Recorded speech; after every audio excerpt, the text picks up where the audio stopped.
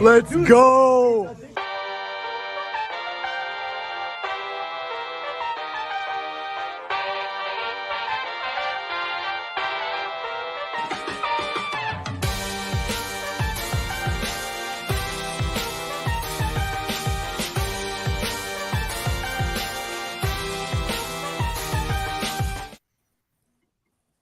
Fish Stripes Live, presented by La Pop, hosted by Eli Sussman for the first time in a while. What a very rare treat for our audience for tuning in. Thank you guys for doing so.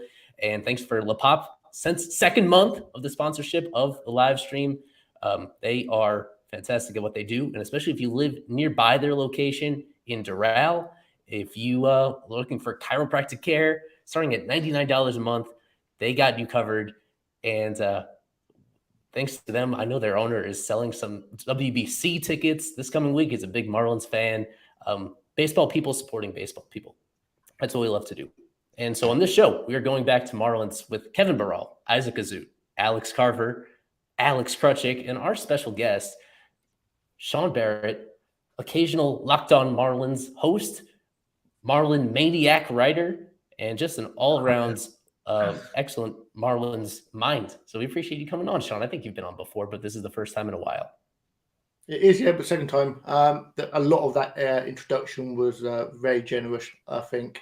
I determined myself as a guest on Locked On Marlins. Pete is very generous with his platform and brilliant mind. I'm not so sure about that. Well, thanks for Sean for coming on, and thanks for everybody for indulging me in this experiment that we're doing here. We're calling this an over-under show. So what I did is, you know what over-under props are, where we pick a number, we pick a precise number for something, and we determine whether or not, in a Marlins sense, whether or not that number is going to go above it or under it over the course of this upcoming season. And I did it for every single player that we think still has a shot to make the opening day roster on the hitting side, on the pitching side. At the very end of the show, for prediction time, we'll do the Marlins win total, which at this particular moment, 76.5. And we are taking also your submissions during the course of the show as well. So, for example, you mentioned Peter Pratt. He was one that gave us this, for example, about Marlins attendance. So aside from the player-specific one, we have a few of these stored up already, and we're taking more. And we'll give our thoughts on those as well over the course of the season, just to give you an idea for anybody that's not familiar. Yeah, something in that particular format as we take our best guess at how the season is going to unfold on a player-by-player basis for this Marlins team. It's going to be rapid fire. It's going to be a whole lot different of a stylistic conversation that we usually have on these streams because we want to go really quickly and we want to cover, as I said, every player, at least 26. I think I have 28 of them lined up, and I have this spreadsheet for us to fill in as we go along so that everybody can see what it is that we're thinking when it comes to these particular players. So without further ado, I have a separate tab for hitters and for pitchers, and I think I have everybody on there. Kevin, Alex Carver, Alex Krutchik, myself, Sean, and Gabriel filled his in, and I didn't even put Isaac in there. I deleted Isaac's row because I don't know why I put Isaac. Yeah, what the heck, man? Are these numbers given by Vegas, or did you make these numbers? I made all these numbers, and you may see these little buttons next to a lot of them where I explain where I got these numbers from. Luis Arraez, for example, when I hover over him, I chose that number because that was his hit total from last year. And going further along, just to give you a taste of some of the players we're going to be covering. With Yuli Gurriel, that was his slugging percentage last year, a career low. And I took it a point of pride to make it a slightly different stat in a different category for every individual player. I did not want to repeat anything. Jacob Stallings has not had a passed ball since Kevin was born. Will this be the year that he has a passed ball? We'll get to that in a moment. And with Paulo Torres and Gabriel Revilla, they are super subscribers. An occasional reminder for you guys that our super subscribers are what make everything go around here. Well, not everything, but they're a big piece of what we do around here, and we appreciate the support that we get from those super subscribers. If you just go to our Twitter profile on Fish Stripes and you push the magenta-looking button, I think I have an actual graphic for that. Boom. There it is. for example, just press that button in the corner, and for $2.99 a month, you get integrated into our live streams like this, a lot of exclusive subscriber content as well during game days all year round, etc. So we appreciate everybody that supports us in that particular way. I think with that all being said, we're ready to hop into this. Your responses to this, it could be as simple as one word. You don't have to explain all these unless you feel pretty strongly about it one way or another. We want to fly through these, just diving into the ones where we all kind of agree on something one way or another. And the way I have it lined up, I'm going to have, because Sean had no opportunity to see these in advance, I'm going to give him the most time to contemplate his answers. Well, him and I will go at the end. The rest of you, I'll have you more of a gut check. Just give us your quick fire responses on all these, one player at a time. And one final preface for all this is that if you guys in the chat want to let your opinions known about us, you can send comments as simple as that with the player and whether you're going over and under, and we'll just flip those onto the screen as it is that we're going through the stream, just to get your opinions in here as well if they're not actually in the spreadsheet. Take a deep breath. And yeah, we're ready to fly along here. Okay, so Luis Ariz, over under 173.5 hits. That was his hit total from last season. Kevin, do you think he's going to go over or under that in 2023? I'll go slightly under. Kevin is a hater. Slightly, you capital. I know I'm allowed to say that, though. Alex Carver, if your Wi-Fi is in a good mood today and you're still with us. Over, under. Over, yes, you sound good so far. Over, under on this total. Man, that would be a career high if he does get over 173, which he got last year. Guy's going to play every day. I will say slightly over. I will go over for this. I like this guy's hit total enough to say he will get over that. Alex Krutchik, same one for you. I'm going to go under as well. Yeah, it would take a career year for him, and I haven't seen a Marlins batter have a career year in a long time. Even with the rule changes? All right. Yeah, I think he'll come close, but he'll be under. He'll do well. He'll do well, but not 173 hits. Daniel Rodriguez also going under. Now let's skip down to Isaac right here. Over or under, Isaac? I think, unfortunately, he's going to go under as well. Okay. And now, Sean, it's your first. I mean, right it's a big number. I mean, the big problem is obviously he hit well last year. Of course, 550. Was it 500? I just had it there. 550 at bats nearly for the season. So it's a big number. He's got to play a lot. But I think with the new rules, I think those extra hits are going to come through, and they are going to come through. And I think it is a case of if he gets the playing time, which he will, he's going to play every day. If he's healthy and he plays every day, I think he could go over. And then I will finish this off with under. That's a group fairly evenly split on this one. Over to John Birdie, your reigning Major League stolen base champion. Definitely in the National League. I think in the Major Leagues last year, he went over 40 last year. I lowered this one to 29.5. Kevin, 29.5. Larger bases in play this year, but Birdie a year older, and his role may be a little bit smaller. Do you think he gets to 29.5? I think he does. I'm going to go with the over. Alex Carver. I will also say he goes over. This is going to be more of a station-to-station team. I think he gets enough playing time to get to at least 30. So I'll say over for Birdie. He's fast enough, and he proved it last year, led the major leagues, like you said. So, yeah, over. As I'm doing this, Noah Berger is begging to join us on the stream and on the panel. So one of you could tell him that's okay to join because just snuck in here at the right time, and we'll see if he gets here in a moment. Alex Krutchik, Birdie stolen bases. Yeah, I'm going to go over easily. The rule changes will help him with the bigger bases as well as the new pickoff rules. You can't throw over more than 2 times, I believe.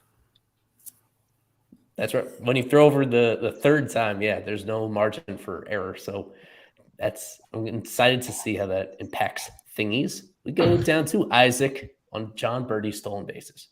Slamming the over. I think people, obviously the rule changes will help him a lot. And I also think people underestimate how much playing time he's going to get. I think he's going to play a lot. And I think they're going to realize pretty quickly that Joey Wendell can't play every single day at shortstop. And I think Birdie will play a lot, and I think he's going to get 45 stolen bases. Mr. Barrett, what do you think? It's an easy over for me for all the reasons you guys have said. He'll find the playing time. There'll be reasons why he'll be in the starting lineup a lot this season, whether that's poor performance or health. He'll get his plate appearances, and the guy can steal a base. When he wants to steal a base, he'll steal a base. There's no one that can stop him.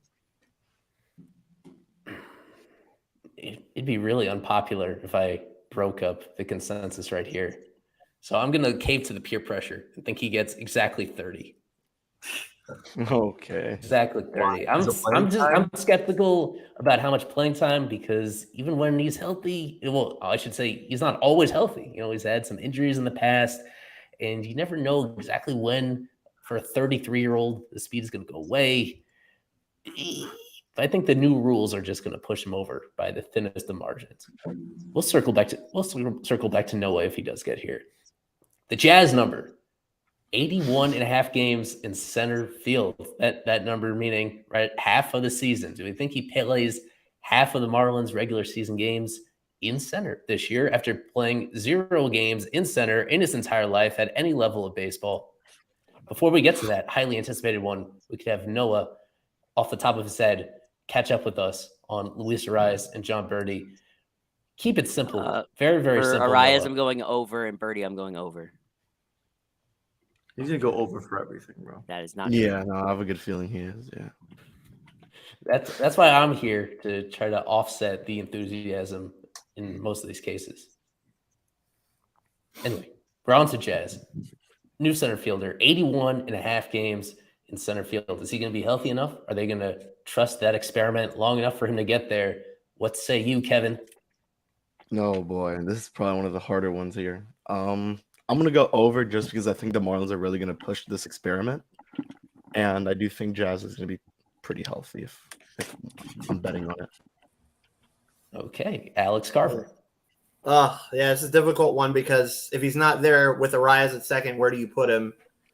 I think you got Cooper and Yuli at first base. So if you could slide Arias over to first base, maybe. The health is what will tip me on this to say under. I will say it's slightly under because I really worry about how healthy this guy is going to stay with what happened last year with his back and knees. Under. Alex Krutchik, go ahead.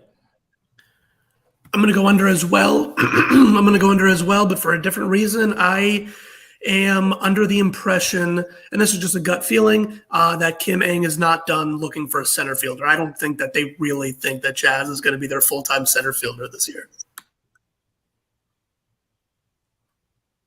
Sitting down to Isaac. This is a tough one. I'm 81. Do I think he's going to start 82 games? I'm going to say over.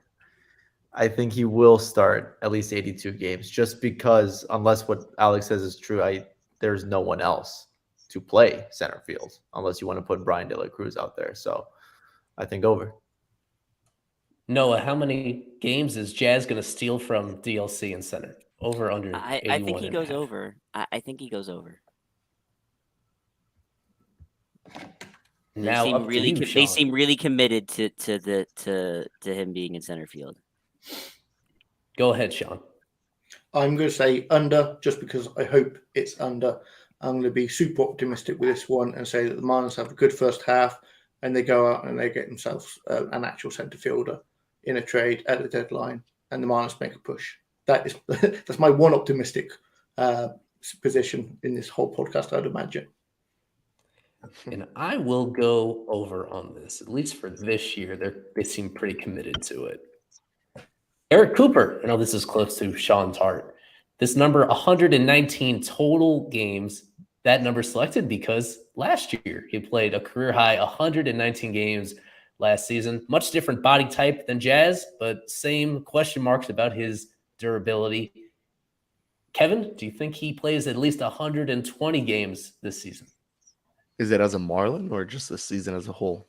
Such a Oh, It's not a capital I know you have question. That's this. actually a good question. It's a great question.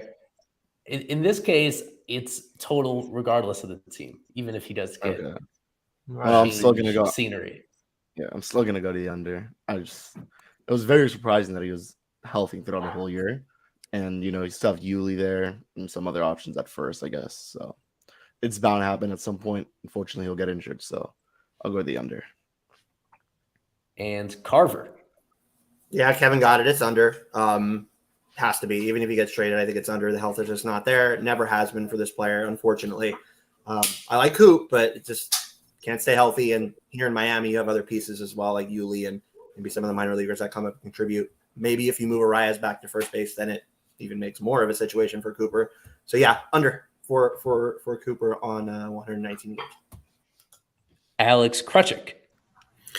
Yeah, I'm going to go under as well until I can see him string together, whether it's bad luck or not. Until I see him pull together a full season, I just don't see it happening. And we'll skip down to Isaac. Pretty fair, pretty easy under for me. Sean. Oh, no, we'll go to Noah first. So under, but not because of injury. Under because I think he underperforms and they put somebody else at first.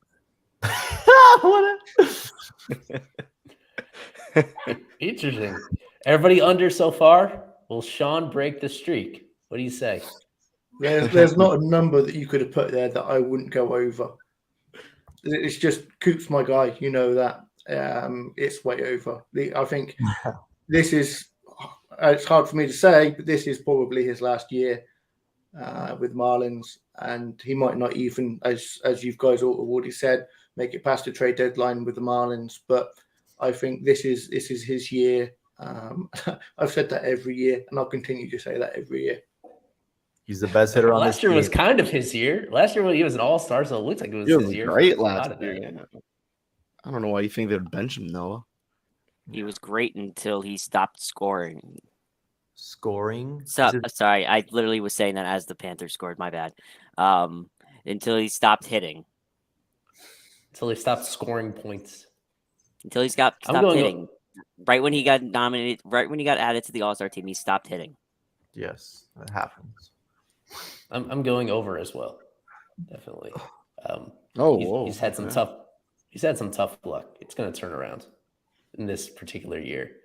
Brian De La Cruz. I chose Grand Slams because he has hit Grand Slams each of his first Marlins seasons. I don't know if people realize how unusual that is, especially with one of them being extremely shortened, and even last year spending some time in the minors. It's hard to hit Grand Slams. So he's already had 2 of them in back-to-back years. Kevin, do you think he's going to have a Grand Slam this year? I will go the over just to be cautiously optimistic here. Alex Carver. Yeah, he should get enough time. He'll hit bottom third, maybe middle of the lineup, and I think he'll run into one. And he hit 13 last year, homers. So, I think he'll definitely get at least one. So I'll go over on this as well. Alex Krutchik. I was going to go with the over because I didn't think that everyone else was going to go over. So now I'm going to be the contrarian and say, no, he will not hit a Grand Slam this year. I take that as a personal insult. Isaac. I think it's going to be tough for Miami to load the bases that often for him. So I'm going to go under. And, I already know this one. Yeah, this is going over. Sean, what do you think? Don't waste your breath. I mean, we've seen historically how poor the Marlins can be sometimes with bases loaded. So for that reason, I'll go under. Jeez. I will go over for no particular reason. I think this is the most random one of the props that I have on here. Yeah, that's pretty random. No rhyme or reason. With Nick Fortes, I chose this number of plate appearances, 274.5, because that's the total he's had so far in his major league career. So whether he'll double that or not, spending the whole year in the majors would obviously help with that. We haven't seen him do it quite yet. I know there's a lot of enthusiasm for Nick Fortes and what he's going to do, but at least entering the year, he doesn't seem like he's going to be the primary starting catcher behind Stallings. Do you think he gets over 274.5, Kevin? This is another difficult one because you don't know exactly which pitches he'll be catching like we saw last year towards the end. Yeah. I'm gonna go the over just because I think he'll catch more pitchers, and that'll put him in the lineup more often. And I guess from time, I mean, Kim mentioned him to be a first base option. So if he does get in at first base at some point, he's another guy to count on. You can put him at DH as well. So I'll go the over. Alex Carver. Yeah, hard one here too. Did okay last year, couldn't hit it all in the minors, then kind of turned it on all of a sudden, like we know. Came up and did well, but a lot of his time is taken away by Stallings. We keep hearing first base, like Kevin said, but we haven't seen it yet. So, and now you got Gurriel in the picture too. I will go under on this, but it's a hard one. So I will say under for this, unfortunately. It really could go either way, to be honest.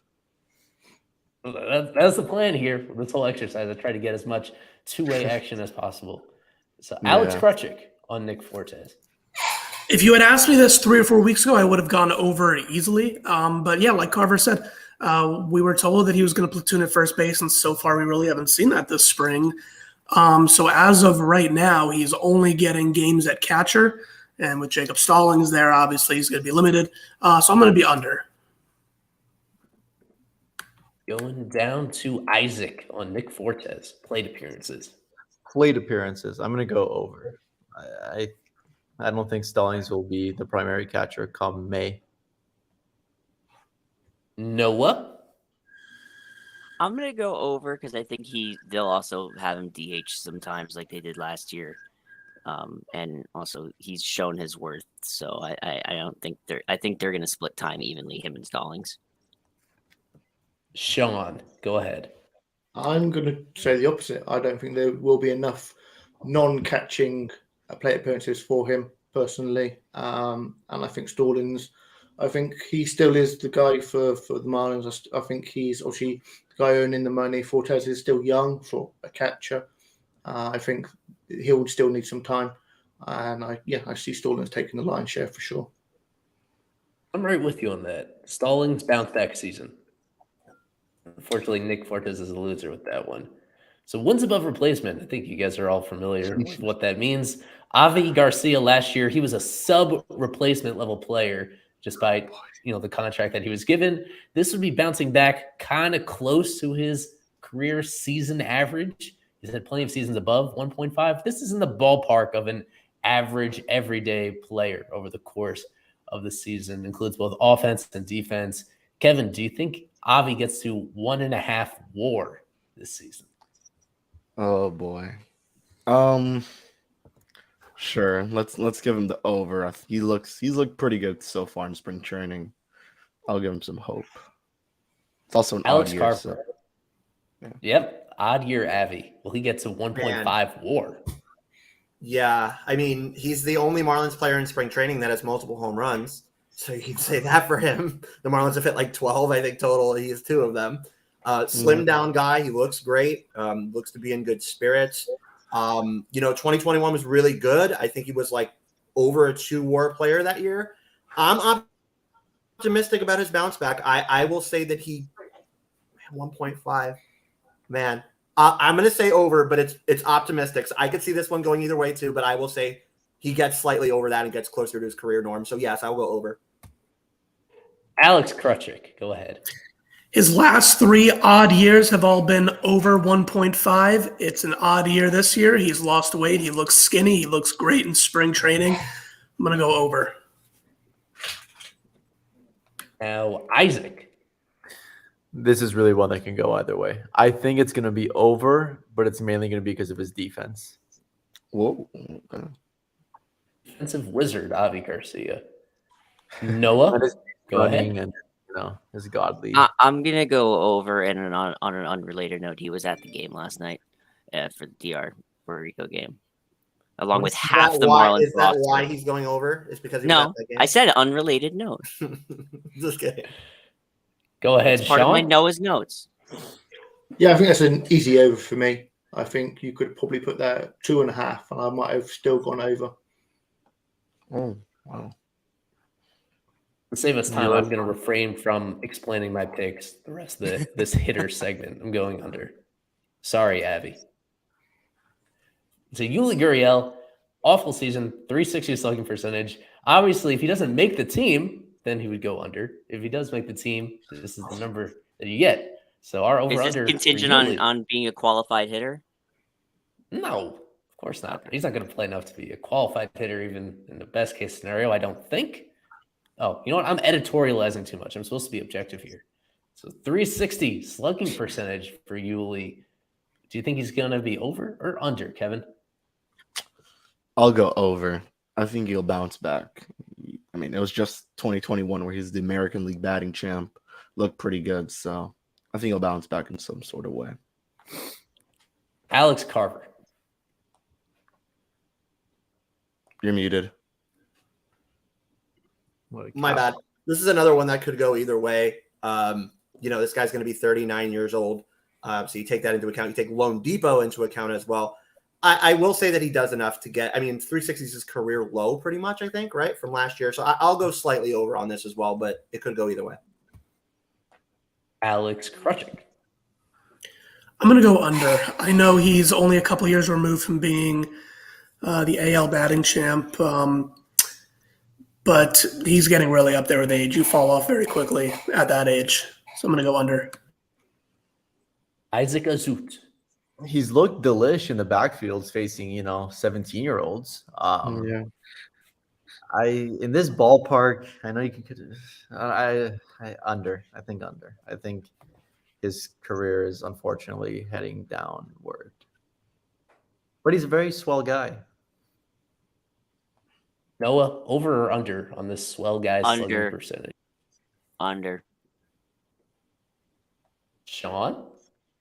I'm tempted to go over simply because he's obviously at this point now he's just going to be a slap hitter, singles, and in this park a doubles hitter. He's not going to hit home runs in Lone Depot Park. But as you guys have already said, age is undefeated, and unfortunately, I think the lack of market for him is probably proof of where his talent level lies. I am under as well. Ooh, pretty evenly split on Yuli's slugging percentage, with Jose Iglesias errors committed for the sure-handed Iglesias. Whoa. That was his total from last year, but he played most of the season as a Rockies starting shortstop last year. So a combination of playing time and fielding ability, 7.5 errors committed. Over or under for that error total, Kevin? I'm going to go under. I believe he will platoon with Wendell, and I think it'll be not much playing time for him to even make these 7.5 errors. So we'll go the under. Alex Carver. Yeah, I'll say under as well. He's usually pretty good. 4.7 career DWAR, which is pretty good. I don't think he'll get enough playing time, honestly. I think he'll probably, probably not evenly split time, but he's going to get time, but I don't think enough to make 8 errors. So I will say under for this. Alex Krutchik. Pretty much what Carver and Kevin said. I don't know if he'll get enough playing time for over 7.5 errors. So I'll go under. Isaac. I would have gone under, but Lewis seems to think he's very bad defensively now in this stage in his career. And I do think he's going to get a decent amount of playing time, especially if something happens to Wendell. So I'm going to go over. He was still plus DWAR last year, barely, but he was still plus DWAR last year. So well, DWAR, I'm just trying to pretend like I'm Lewis. You can't just listen to DWAR. Coming shortly to our podcast feed, you could hear Lewis espouse about the defensive deficiencies of Jose Iglesias. Oh, Noah. I'm going under. He's not going to play enough. Sean. I think Noah just literally stole my lines. Yeah, he won't play enough. That's under. He's going to play. Under. He's a great guy, though. He's going to play. I think he's going to play a decent amount. You may remember Jesus Sanchez last year hit a Coors-aided 496-foot home run for the Marlins last season. Is he going to hit one at least 450 this year? That is the over-under for Jesus Sanchez, his longest home run. Kevin. Sure, why not? Let's go the over. Sounds pretty random. Alex Carver. You're muted. I'll say over as well. I don't know if it'll be at Lone Depot, but this guy's one of the strongest guys in camp. He's had great at bats. Skip loves the way that this guy is handling himself. I'll say he does. I mean, this guy rips. When he connects, the ball flies. So, yeah, I'll go over. This guy definitely has it. Alex Krutchik. Yeah, I'll go over. He's got probably among the most raw power on this team. Once he makes contact with the ball, it's going to go far. I'll go over. And to Isaac, Jesus Sanchez home run distance. He hit one 460 in Atlanta a couple years ago. He hit 496 last year. Of course, he's going to hit one over 450 feet this year. And I think it will be at Lone Depot Park. That guy, he's a god, Jesus Sanchez. It'd be nice. Noah Berger. Over. He's got too much power to not hit 450. Not if Brian De La Cruz steals his job. They're going to share time. Back up to Sean. No games at calls, but I don't think that really matters for Jesus. I've liked what I've seen from him in spring training. I think he's going to have a bounce back year. So 450 for him is chump change. They don't play in course this year? I didn't know that. I thought they did. I'm not sure though. Over to Gene Segura. His career weighted runs created plus. This is going to come up as a 98, just below league average. So the over-under for Gene Segura is going to be 98.5, where 100 represents league average as an overall hitter. What do you think, Kevin? This is a good one, but I'm going to go under, and I don't think it's going to be by much. I mean, getting older, playing a new position. Let's see how that goes. A new ballpark, too. Although he's been pretty good at Lone Depot so far in his career. Alex Carver. Well, 5 of the last 6 years, he's over 100. There's only 1 year mixed in there where he was like a 91. So, like Kevin said, he's at third base now, so it's a little bit different. And it's Lone Depot, so it's not Philadelphia. But I think he gets there. I think he does enough to be at least a league average player in terms of WRC+. So I will say he goes over this and gets to 99, 100 in that range. Alex Krutchik. Yeah, this is one of the harder ones on the table for me. I also think he'll go just slightly over. Just like Carver, I think he's going to be right there around league average, probably 99, 100, or 101. Isaac Azut. I think he goes under. Miami's luck with, these older free agents. I just don't think he's going to play that well. I think that's some Brian Anderson bias going into that pick as well. What the hell does Brian Hayes have to do with it? Because he's not here anymore and you're sad. What does that have to do with Gene Segura? Because he's playing third? Oh, I'm not Noah. Okay? I don't make personal decisions here. Well, this is Noah. Noah, let's hear it. Before I answer this one, going back on the Coors Field thing, the Marlins play a 4-game series there in May. Yeah, my bad. So I think Gene Segura is going to go over. Sean, what do you think?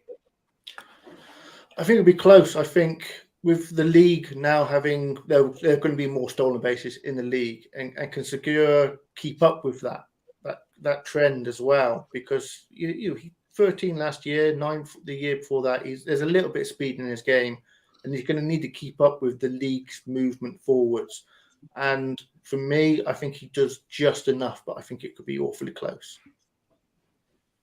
Okay, I will go under. 3 more here on the hitter side. Jorge Soler, 29.5 home runs. He's had 1 season of his career where he went way over this, but he's had a bunch where he's gone way under this one. He was on pace for this just barely last year if he had not thrown out his back. Over under on the home runs for Soler, Kevin. I feel good about it. I'm going over. Alex Carver. Yeah, this is a way under for me. This guy just does not hit breaking pitches. Like his averages and on base percentage and slugging percentage against breaking pitches is just so bad. He needs to wait on fastballs, but he can't lay off good breaking stuff. So this guy is not going to get to 30 home runs. I'm a lot less bought into his bounce back than I am to Avi Garcia. So yeah, this is an under. How many homers do you think he hits, Alex? he does have power and he definitely mashes fastball. So I'll say conservatively in this ballpark, he gets to 21, 22 home runs. Alex Krutchik, your turn. I always am hesitant to guarantee that a player will hit more than 30 home runs playing in Lone Depot Park. I'm going to go under just because of that. Going down to Isaac. I actually think he hits 28 home runs this year, 28 on the dot. So under 30 is just thank you. Might be 29. It might be like 29 slots. I don't think he is. Grant was a little too high on the March Madness today. It's 40. Noah Berger.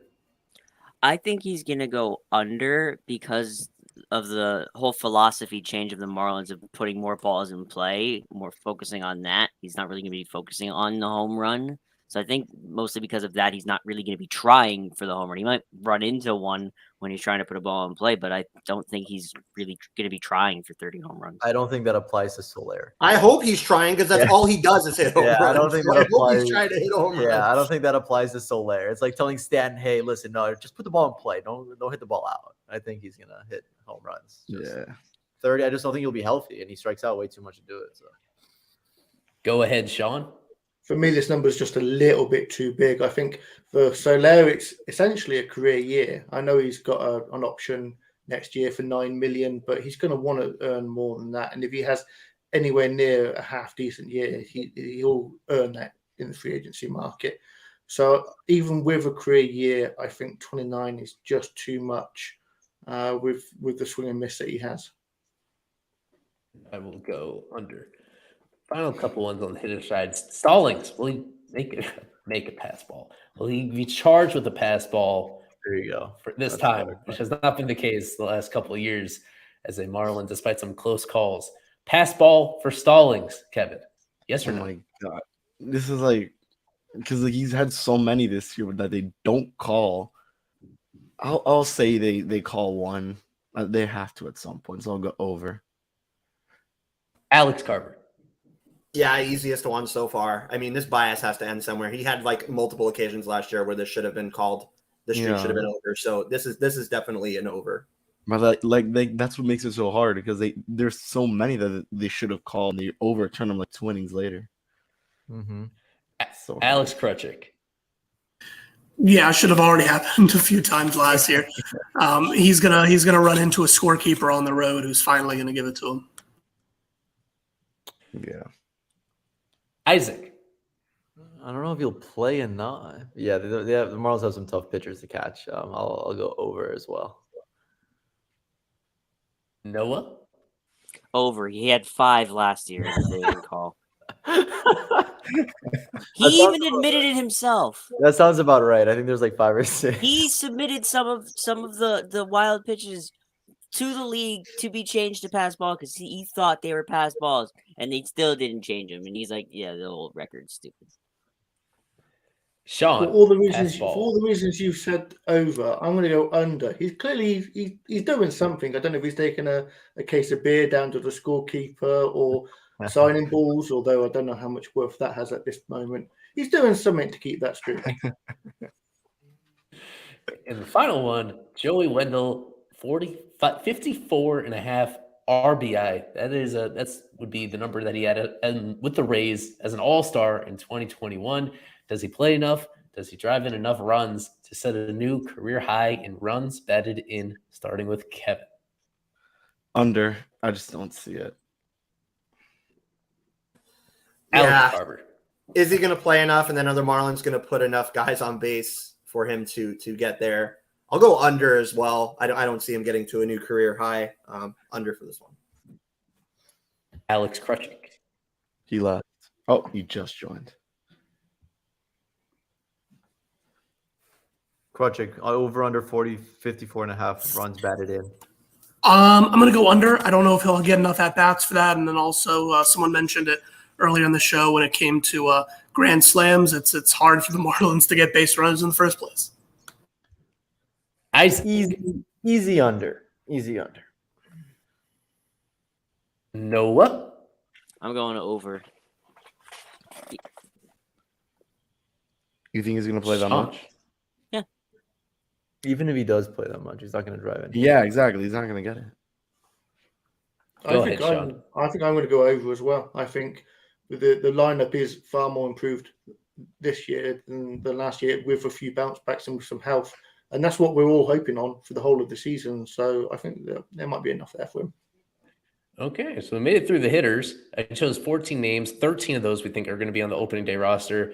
We're already 40 minutes into the show. We'll see if we get through the pitchers. You know, a lot of the pitchers are relievers, and most people respectfully don't give a shit about relievers. So we'll see how many of them we bother actually going into. Except for, some of us, How some people don't care. Dare you? I'm not going to say what I feel. How dare you? We're going to hear forgot a we have quick to do- message from LaPop, and then we'll be back with our pitcher props here on Fish Stripes Live.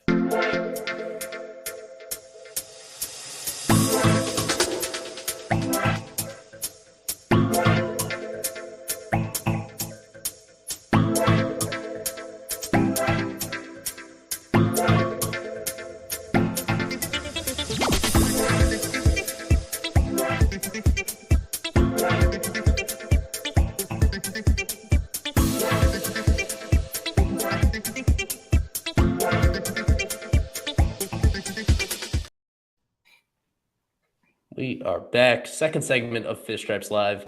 Our over-under props for basically everybody on the in contention for a Major League opening day spot with Eli Sussman, so many of our staffers, friend of the program Alex Carver, and special guest Sean Barrett from across the pond. We'll get back to this spreadsheet of mine here, where we agreed on the position player side on Birdie's stolen bases that he'll get at least 30, and we all agreed, I think, also maybe nothing else. I think that was the one true consensus that we had on Birdie steals. And we'll see how far we get into the pitchers, because a lot of these guys are relief-only types, not the sexiest props to go into. But as with the other spreadsheet, I made the stats different and unique for every single player, so as to not get redundant. Trying to customize them. I could delete Lewis from here. He's getting in the way. And let's see if everybody else. Oh, Grant, he didn't realize there was a second tab on here, so he didn't fill his out. Too bad for him. Thanks for not Hector as deleting well. my name this time, bro. Yeah, Appreciate it. Did I put that in there, or did you? You probably did that. Oh no, maybe. Okay, whatever. We're I running didn't behind. do it. I don't have access to that. Well, the way that this lines up, I guess you'll go first for all these pitcher Good. props. I want to go first. I didn't like going fourth. Thank God. Sandy Alcantara. I think he's going to go under 5.5 complete games. I think he's going to get 4 or 5. Yeah. That And World number- Baseball Classic, just kidding. Oh no, that's actually wrong. I think didn't he have 6 last year? He had 6 last year. Yeah. No 6. Yeah. Wait, what's? Whatever. Yeah. Either way, still under. He had 6, but he had a 7th game that he went 9 innings, but it wasn't a complete game because the game went to extras. We know. Right. I'm So going we're under. just going to go in this. We'll go in this exact order to save time. All the blank spaces will be Kevin, then Noah, Carver, Krutchik, myself, and then Sean. Go ahead, Kevin. Over, under. Over. I like Sandy's chances of going over this year. Over. Noah. Carver. Yeah, I don't bet against Sandy Alcantara. Offense a little bit better this year, I think, from last year. It should be at least. So yeah, this is going to be an over. Alex Krutchik. I'm going to go under. I will go under, and Sean. I'm going under as well. I'm not betting against Sandy, but I am betting against a poor defense, and that concerns me a bit. And a Very different good point. managerial style as well. You need the Skip Schumacher approach could be different than Don That's- Mattingly when it comes to this. What the fudge? How many times? Ejection. Matt Barnes. He's been ejected before. I chose ejections for Matt Barnes. He seems like a fiery guy, one way or the other. This is about as random as it could get. Matt Barnes could be behavior ejections. It could be, I don't know if you saw the headline today about sticky stuff being enforced more carefully. Maybe he gets ejected for doing something in that regard, using a banned substance. This is a total toss-up, I assume. So, Isaac, do you think he will get ejected? No, in he's a very 2023? nice guy. I think it's an under for sure. I don't see it. The last time he got ejected, I think, was for throwing at Manny Machado in 2017, from what I see. Right. So I don't think that's going to happen. So. This team I'll is- go under. Kevin. I'll go under. I don't think he's that much of a bad guy. Noah. I'm gonna go over because I think there's gonna be an incident related to the pitch clock that something's gonna happen. He's gonna erupt and get ejected. Mm. And I think it'll happen. I think that'll happen at least once, maybe twice per team. Alex Carver. I mean, I wasn't impressed at all with the last time I saw him in spring training, so maybe he'll need the sticky stuff and get caught. And then like Isaac said, he's been ejected before for completely losing control. I have not liked his control at all this spring. I'll say he gets ejected at least once and go over. Alex Krutchik. I'm going to say yes. I'm going to go over. Damn. I'll go under, just barely under. Whatever that Just means. barely Does he under. get 1/3 of an ejection then? Like, no, he gets a warning. Yeah, he gets a warning. And finally, Sean on Matt I'm Barnes going to go over. ejections. Yeah, someone's going to throw a ball within the same postcode as Acuna and get thrown out of the game. Why not Barnes? That's a good point. Yeah. Eli, if Skip Schumacher had a prop like this, how many would it be at? 1.5? Because he's the manager? Well, we had a submission from Peter Pratt on that exact one. He wanted us to weigh in on that. He said it at 2.5. Peter did, and that is a pretty similar number to what Mattingly had in all of his full seasons on average, right around 2.5. Ooh, I'll go I like this. under. I'll go under Braziman. 2.5 on Skip. Oh. But thanks for Peter for bringing that one up to us. Yeah, so Braziman, that batting average against, that was him last year when he was with the Marlins, and he has caught up despite the initial visa-related issues. So I have him here because I think he's probably going to be in the opening day mix. His batting average against. Over is obviously bad for him. Under would be good. Go ahead, Isaac. Thanks, Eli. I'm going to go under. He's looked great this spring, and I think he just improves, and I think his issues are going to be walking guys, not giving up too much hard contact. So I think Oscar Braziman ends up being a very, very high leverage reliever for this team. Kevin. I agree with what Isaac said, that he's looked good, but I do think it'll be a little bit over. Not much, though. I'll go over. I still think Braziman's going to be really good, though. All right. Noah. I'm thinking along the same lines as Kevin, but also adding in the fact that they banned the shift, so a lot more hits will get through and go for singles. So that'll raise guys' batting average league wide. So yeah, I think it's going to be over, but not by much. Alex Carver. I agree with Isaac that he's looked really good this spring. Even though he was a late arrival, he's looked pretty good. However, he's getting older. He's not the youngest guy in the world anymore.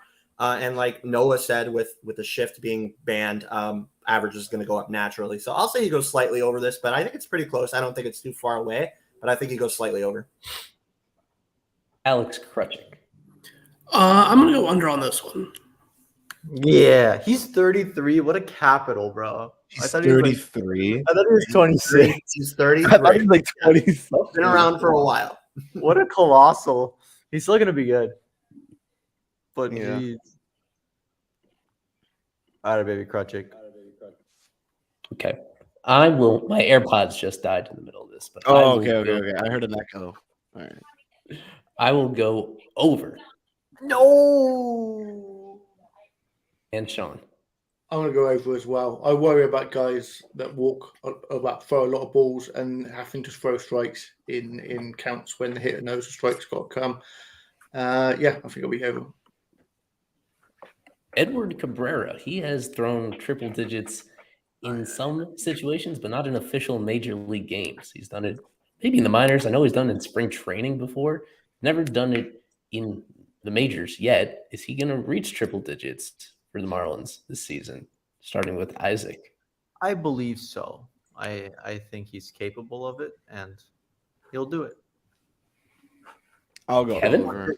Yeah, I'll Right. go over. I think it's bound to happen at one point. Yeah, he threw a 96-mile-an-hour changeup. Mhm. So Yeah. 90, 94, whatever. I Noah? think he's just by the natural progression of a guy's of a guy's career, he's at the point where he's approaching his what should be his peak. He's got to get to 100. I just don't see how it doesn't happen. This is weird. Alex Carver. Yeah, I mean, 86th percentile fastball velo last year. Even if it's a ball that goes, 2 feet over the strike zone, this guy's going to get to 100 easily. It is 2 feet over the strike zone. If this guy establishes at bat with his fastball and stops throwing so many breaking balls, it'd be better. It's fastball command mostly, but yeah, I mean, you're absolutely right. But yeah, I think he easily gets to 100. It's a power arm, so yeah. Alex Krutchik. Oh, and he's been training with Sandy, so As has every other pitcher in the clubhouse, but yeah. I'm going to go over. He's been throwing juice in spring training, just straight gas. And, like what Noah said, with his age, it's only going to get faster and faster. And go ahead, Sean. There's a little bit more weight behind that ball now. So, yeah, I think he could hit triple digits. I love Sean. Such a god. I put Daniel Castano in here, even though he's not on the 40. He's done some good things this spring, and I think he'll be near the top of the list of guys that could be squeezed on as a long man or just very back end of the rotation if they do a 6-man rotation. 49 and a half days on the Marlins active roster. For context, there's 187 over the course of a regular season. This would be a pretty similar number to last year. Days where he's active, he's not injured, not in the minors. About as obscure as it gets to count active roster days. But give it your best shot, Isaac. This is the best one of the whole stream so far. Just knowing how these seasons go for the Marlins, you just feel like they're gonna need him on the active roster, and just days, not games, right? Just days. Mm-hmm. I'm gonna go over. I think it's gonna be 51, 50. I'll go. I don't slightly. feel good about this one. I'll go slightly over. I also don't feel the greatest about it because, it's Dan Castano, and they usually store him. Yeah, but it's Braxton, and then it's Chi, and it's these Capitals. It's obviously going to be Daniel Castano at the bullpen. It'll probably be Dan Castano right after Brax. Right, and it's going to be in the bullpen or as a starter. So I think he spends a lot of time up there. Yeah. And they like him. He's a G.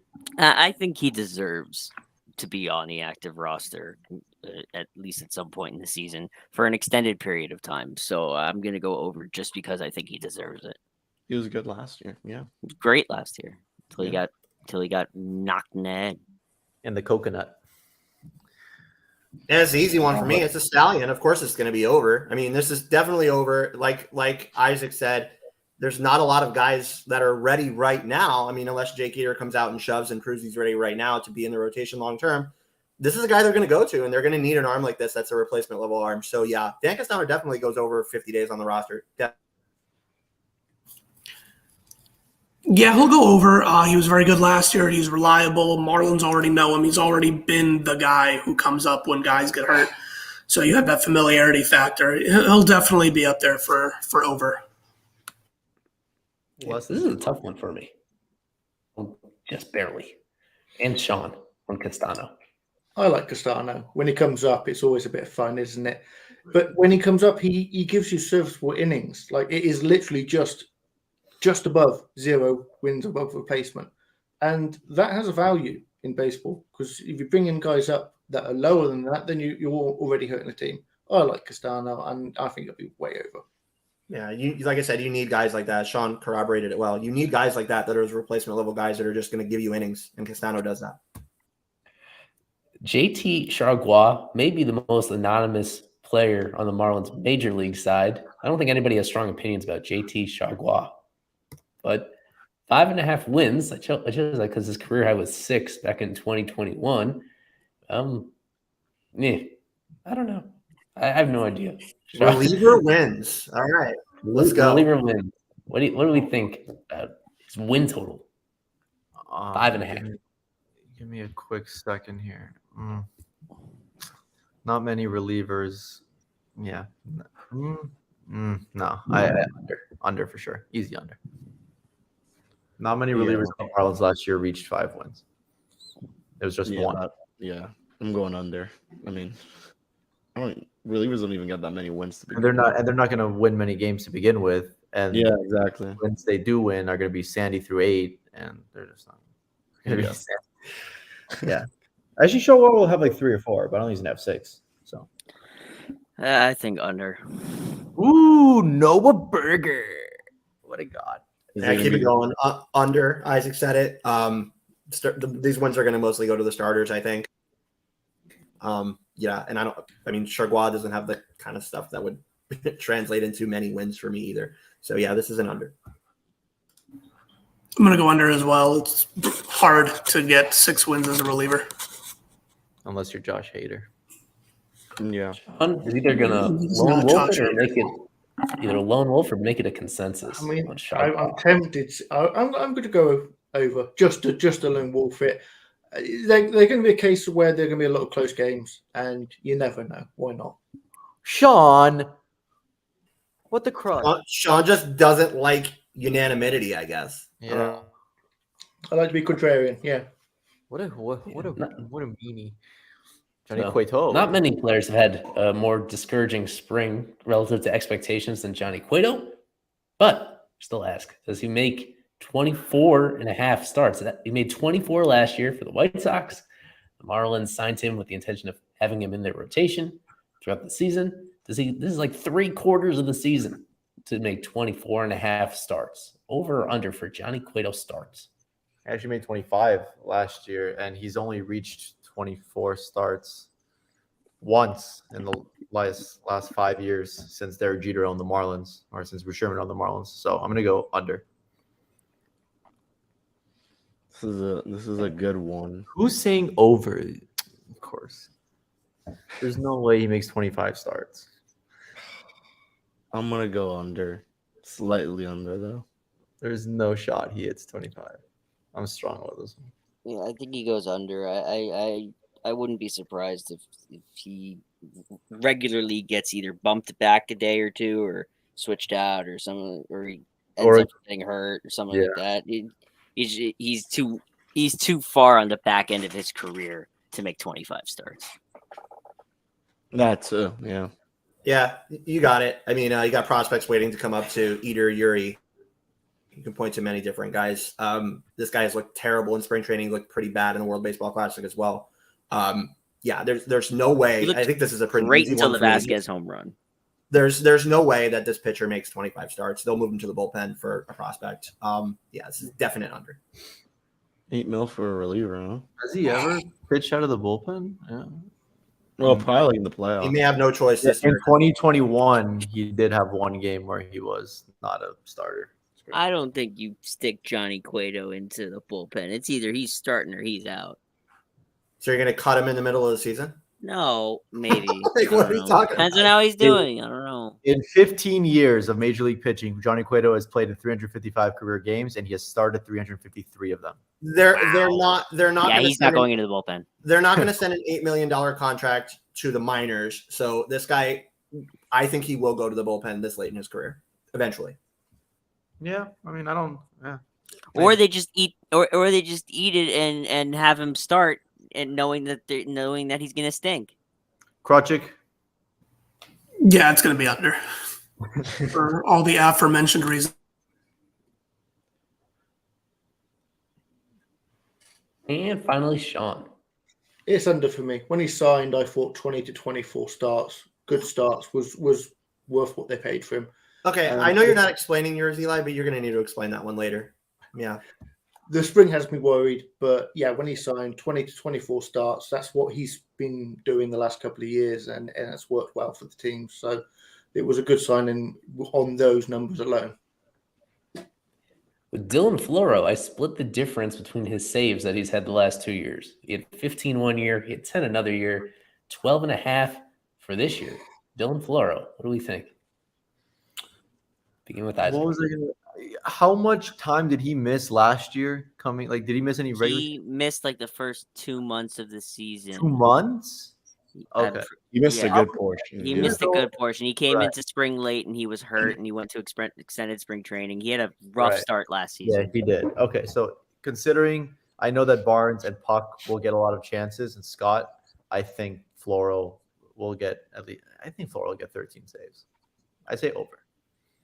I'm going under. I mean, Isaac mentioned it. Puck, Barnes, Scott. I think those guys are going to get a lot of opportunities, especially Puck. Yeah, He but got they're it done both towards the end of the starting off season in late. Oakland. They're both starting off a little bit hurt. I would. Yeah, but I mean, who would you rather have? The better Doesn't matter. Floro's Puck? been healthy the whole spring. I think they give it to him to start. They're not going to give it to a certain player. It's Floro's by career ERA as a Marlin is like under 2.5 or something. I know, but it's going to be by committee. And I know that because of fish stripes. Oh yeah. Over. Ooh, and he If loser. Oh no, yeah. Carver. Yeah, it's a hard one. It's definitely going to be closer by committee. They don't have that set guy. There's guys with better stuff though that are going to get chances over him. And then you got Reynolds also waiting that could contribute at some point. So I want to shout him out. I definitely think he could contribute at some point. So I'm 20 saves for Reynolds, baby. Talking about No. saves, bro. I'll say this goes slightly under 13 saves. I'll say he gets like 10 or 11. Yeah. Alex Krutchik. I also don't think that I also do think that it'll be a closer by committee. I also think that Floro is going to get the nod to start. So I think if he starts off hot, he will definitely get the chance to get over 12.5 saves. I'm going to go over. I'll go under. Hey, Sean Attaboy, Barry. Eli. I'm over. The second half last year was very promising. He was very slow coming back from that injury, and I think I can't remember who said it, but I think it is right. He will be the first guy in the committee on the list, and I think he could run with it. Braxton Garrett, this is the same type of thing I did with Nick Fortes, where I took his career total of innings, and that's the over-under, is whether this season alone he beats his career total and gets to 130 innings. Didn't he What do get we hurt think? last season? Braxton. Yes. In the minors, he was hurt before they even called him up. Once he and then I think at the very end of the year, near the end of the year, he had an Yeah, I think oblique the end of the issue. year he got shut down. Yeah. So the over/under 129 and 2/3. Will he double his career total or not? Begin with Isaac. I don't know. I don't know why you use that formula, like all of his career number. I don't, especially when he's not supposed to be in the first 5. Under, for sure, under. Trevor Rogers in his rookie of the year barely got to that number. So I'm going to go under. Yeah, I'm also going to go under. Not only is he not going to start in the rotation, but I mean, as a guy who's going to be a spot starter from time to time, and maybe even a replacement starter when a guy goes down, I just don't think he'll reach that number. I think he's going to be more of a bullpen guy. Under. Under. Yeah, I love Braxton, but I'll also say under on this. It's going to be another one of those guys that they call up when they need him. Not starting here in the rotation, could also, just come up to eat innings as well, like I think Kevin said. So, yeah, so under. Yeah, Can I add an amendment? I think Daniel Castano throws more innings than Braxton Garrett. Okay. Oh No. my God, bro. I would like to add one thing. Obviously, it's just spring training, but Braxton has slightly underwhelmed me a bit so far. He hasn't looked fantastic as he did last year in the big. He's barely thrown the curveball. I think that's why. I think he's working on other things, but yeah, Why? I hear you. Don't Why, raise your Noah? voice at me. No, why? Because I think that Castano's going to get more play, more time on the team. Alex Krutchik. This is pretty bad. I'm going to go under. Yeah, I'll take the L on this prop. I think it went too high. Daniel disagrees. Paulo I would have done Torres 100. disagrees. I would have done 100 innings flat. Who said over? Oh my, okay. Daniel Rodriguez. And maybe Sean will. The moment of You truth. can never have enough arms. You always need more innings than you would expect from the minors. However, that number is too high. I'll go under. Daniel has to Jesus be thinking Luzardo. it's going to be like a 6-man rotation. Last year, Jesus Luzardo, 30% strikeout rate. Outstanding. Over under is going to be right around that number, 29.9 strikeout rate. What do we think? Kevin. Me, no, it's Isaac. No, yeah, sorry, Oh, guys. Isaac, sorry. That's my fault, guys. I'm sorry. Or What was it last year? I'm sorry, Eli. I'm sure you already said it. Was basically this number. It's 30%. I think slightly under.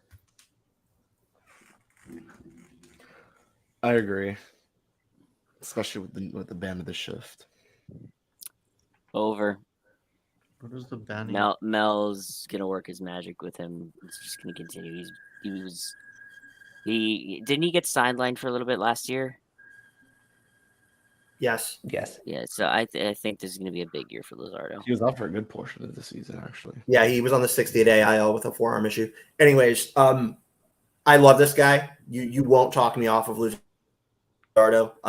I think Mel just being there is the cherry on top for him. His changeup was already amazingly delicious, as Isaac Azut would say, before he came to the Marlins, and I think he's refined his command and fixed his mechanics. This is an over. I think he goes over, and I think this is the most pleasant surprise in the Marlins rotation this year outside of Sandy Alcantara. I think he could become the second best pitcher on this team. He is the second best pitcher. Alex Krutchik. Yeah, I'm going to go over as well. I like what I've seen this spring. I liked what I saw in the World Baseball Classic, even though it was against not the best lineup in the world, but I still like the stuff that he was showing. Probably the I'm worst. going over. Luzardo for Jordan Walker. That's funny. Oh my Sean. God. I like it. I would do that. I'm going to go under. I think that's a high number. It's a struggle to get to. I think it will be a case of he'll need more control, and I think the K percentage will come from that. But he'll have a very good K to walk rate, even with those lesser Ks this year. I think he will be a better pitcher this year rather than a better thrower. Steven Okert. I don't know if you guys noticed. 68.1% of the time last year, he threw his slider. Yeah. That was his primary pitch. So I'm rounding up to 69%. That'd be nice. And that's a problem. 69%. Eli, you are so slider predictable. for Steven Okert. Does he lean that much onto it this year, beginning with Isaac? You're muted. Sugar. This is one of the tougher ones. Capital. I don't know.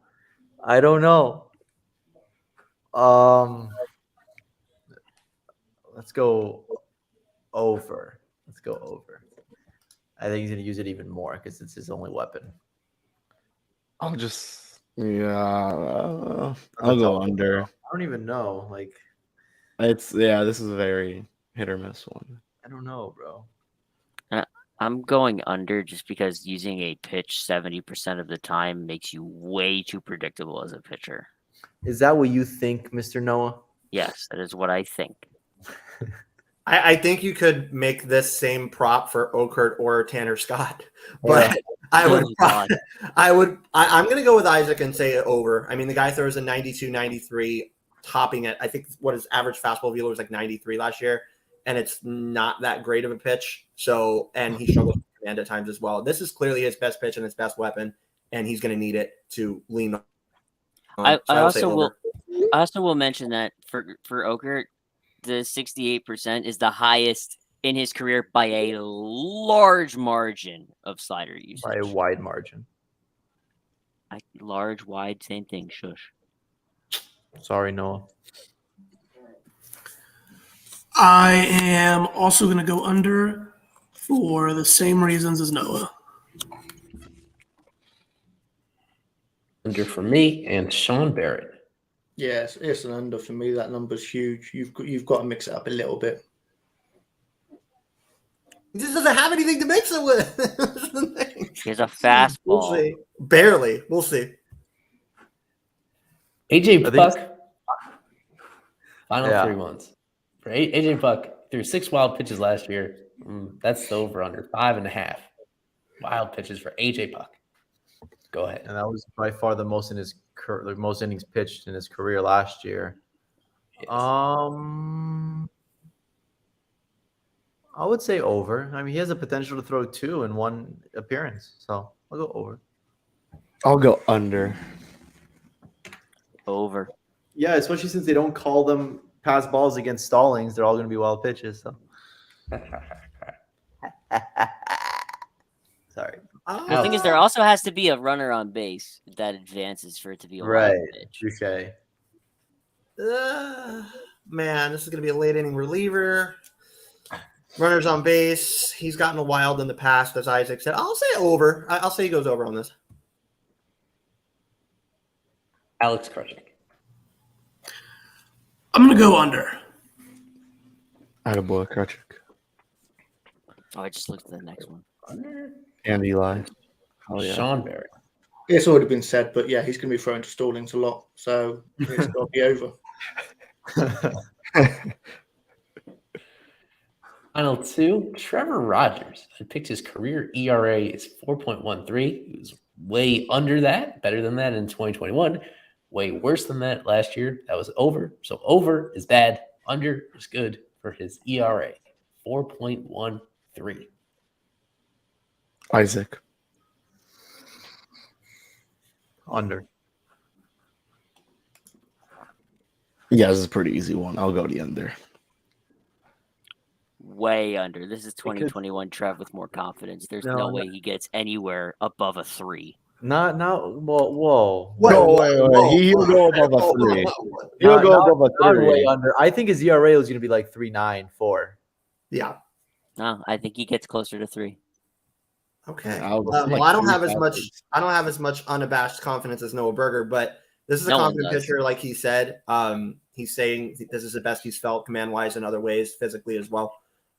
This guy's good. I think it's definitely an easy under, but not at the margin that Noah is saying. I'll say he winds up like 3.7, 3.8, somewhere around there. Oh, that's very good for him.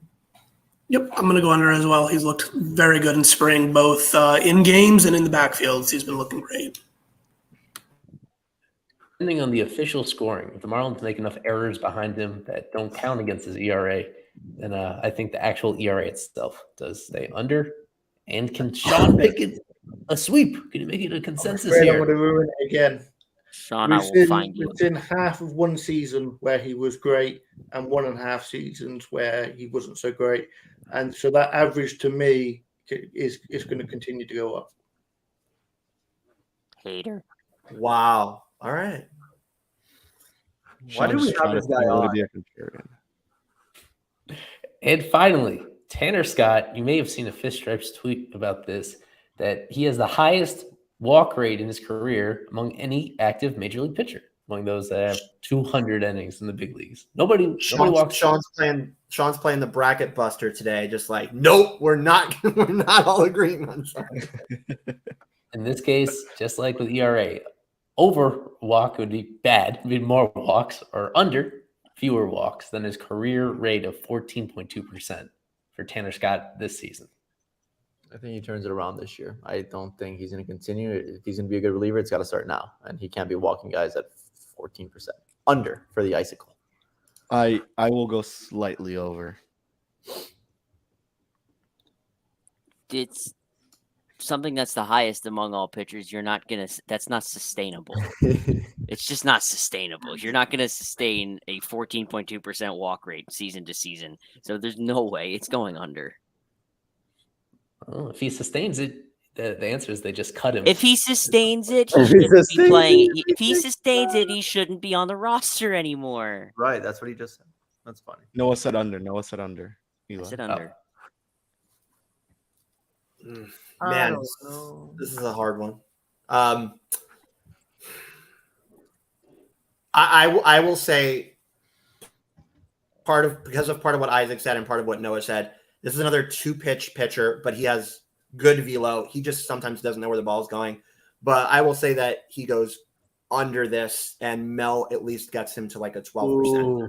So I will say he goes under that. With the limited mound visits, Mel won't be able to go out there as often as he did last year. You're right, but and he might get flustered by the clock too. Yeah, and he works pretty quickly anyways. But I think there's enough here to say that he will go. I don't think it'll be far under that, but I think it will be under. Yeah, I also don't think he's going to be used in as high leverage. I think he's the next potential Anthony Bass candidate this year. Like the guy that was doing high leverage, moved to lower leverage and does great.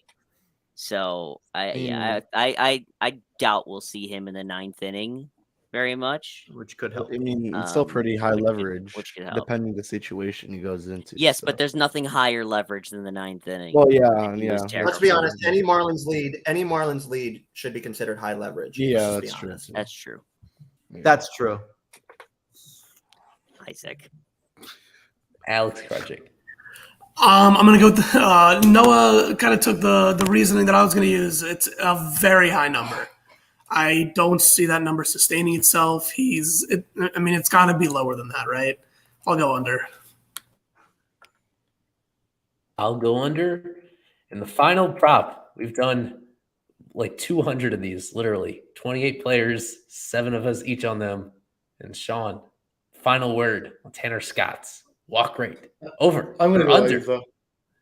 I'm going to go over because first half, there were some promising signs. Looked like he had maybe turned it around a bit, lowered that number. And he needs to lower it a little bit more with that K percentage that he's got. But And then Garrett second Stubbs half, happened. it slipped away from him. So I think there's a chance he could go over. This is why he doesn't talk to you, Noah, because you bring up Garrett Stubbs. I stopped bringing it up to him. Tanner Scott's watching this. He's probably not, but if he is, hi Tanner, how you doing? I'll talk to you later. I mean, they could put him in the 9th. We know that he's nails there right now. Oh my god, just yeah. So we made it. We made it. 28 players on there, and a few that were we were all on the same page on Birdie. A lot of us on the same page on Trevor and Chargois. Some of these props do not matter whatsoever. They're just silly numbers, and some of them are actually do impact the Marlins this season. If we have enough stamina left, we could do a very quick prediction time. If I can find the clip. Wasn't this whole thing prediction? This is prediction time. It's time. It's very true what Noah pointed out. This is like one big long prediction time. But if we're going over and under, we go with the biggest prop that there is, which is the win total for this team. Last that I saw, I looked on DraftKings, and as of today, they still have it at 76.5 wins for the Miami Marlins this season. Coming off a year where they only won 69, that would still leave them, though, very short of the playoff mix, very short of 500, etc. That number, I think it's been pretty stable throughout this process. Let me find our TikTok friendly. You can go to Noah first because we know what he's going to say. Can we add predictions for who's going to win the World Baseball Classic?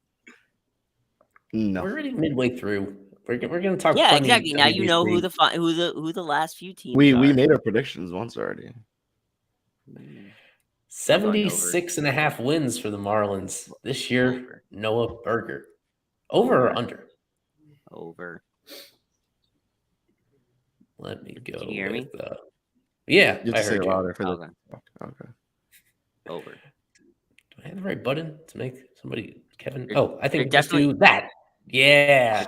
Yeah. They're definitely there we going to go. win. They're definitely going to win more than Israel did. Oh boy. 76.5 wins for the Marlins. Over or under?